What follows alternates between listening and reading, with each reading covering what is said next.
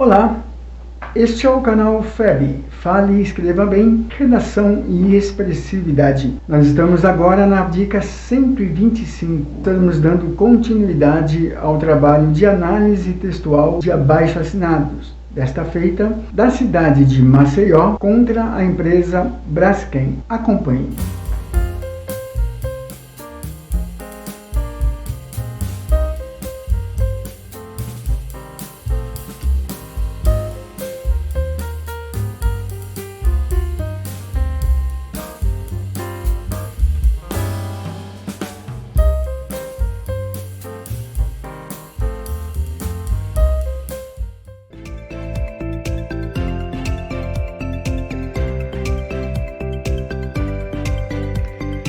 Já comentamos sobre esse novo formato de apresentação no vídeo anterior. Neste vídeo, vamos analisar trechos iniciais do abaixo-assinado Maceió contra Braskem. Veja a dica 125 para conhecer melhor esse grave problema.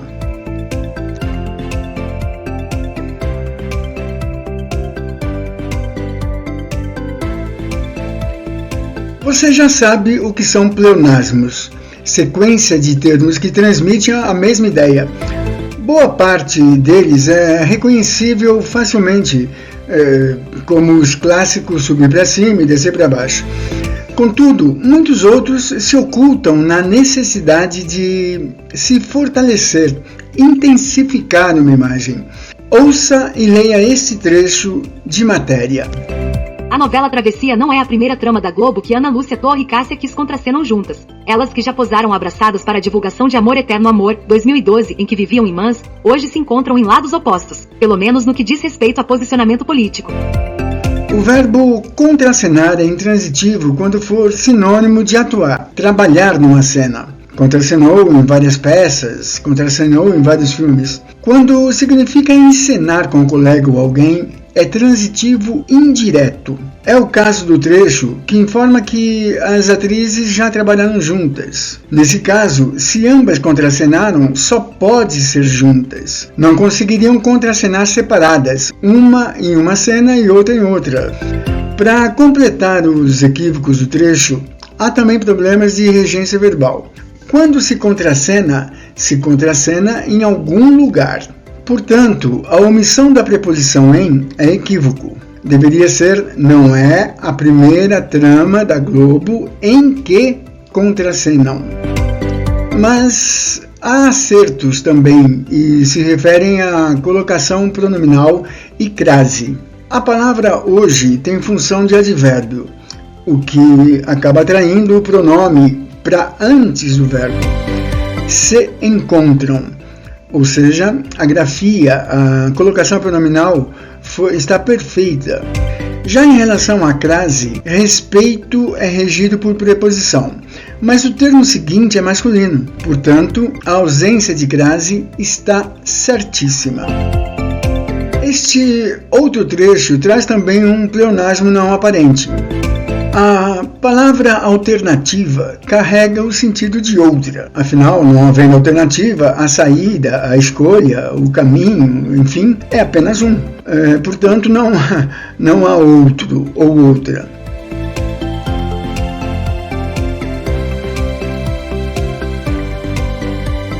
É muito comum que locutores se atrapalhem ao concordar verbos com sujeitos enumerados, sequenciais, representados por pronomes pessoais. Ouça este trecho de narração. Lula falou sobre os militares. Lula está indignado, como todos nós brasileiros estamos indignados. É claro e evidente que não são todos, mas existe uma parcela que contribuiu sim, que se omitiu. O apresentador do canal deixou-se levar pelo ímpeto e concordou o verbo estar com o último elemento do sujeito. Entretanto, no conjunto de elementos, ele incluiu nós. Nesse caso, a concordância correta deve ser a primeira pessoa do plural. Como todos nós brasileiros estamos indignados. Vamos ver agora alguns acertos que são muito bem-vindos. Note que nos casos dos equívocos, optamos por ocultar as fontes por respeito aos redatores e revisores. Contudo, no caso dos acertos, temos prazer em divulgar. Até décadas atrás, a linguagem era extremamente normal, inclusive nos jornais antes e no rádio depois. Os ouvintes e leitores eram chamados de distintos, digníssimos, senhoras e senhores, enfim. As relações sociais e o avanço da tecnologia da informação tornaram essa reverência meio obsoleta. Vários vídeos do FEB, Fale e Escreva Bem, tratam de colocação pronominal. Como sempre dizemos, regras são ignoradas em diálogos verbais e não fazem falta. O problema está em ignorá-las em textos escritos, especialmente em textos escritos.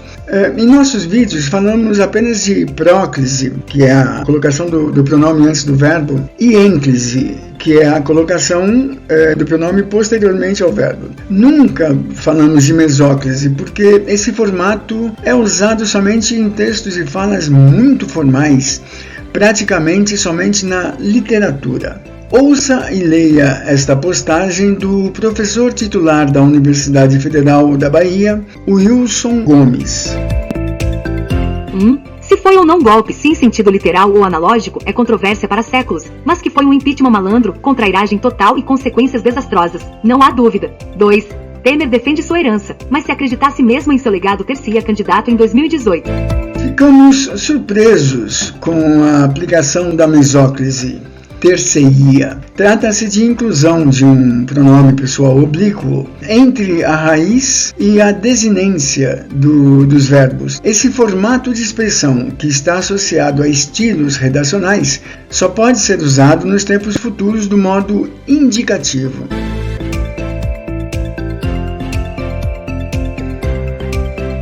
Alguns termos têm classificação gramatical flexível. Em alguns casos, podem funcionar como outra classe diferente da original. Já tivemos a oportunidade de comentar sobre o termo redondo em certa propaganda de cerveja. Apesar de ser adjetivo em sua forma original, assume a função de advérbio nesse contexto.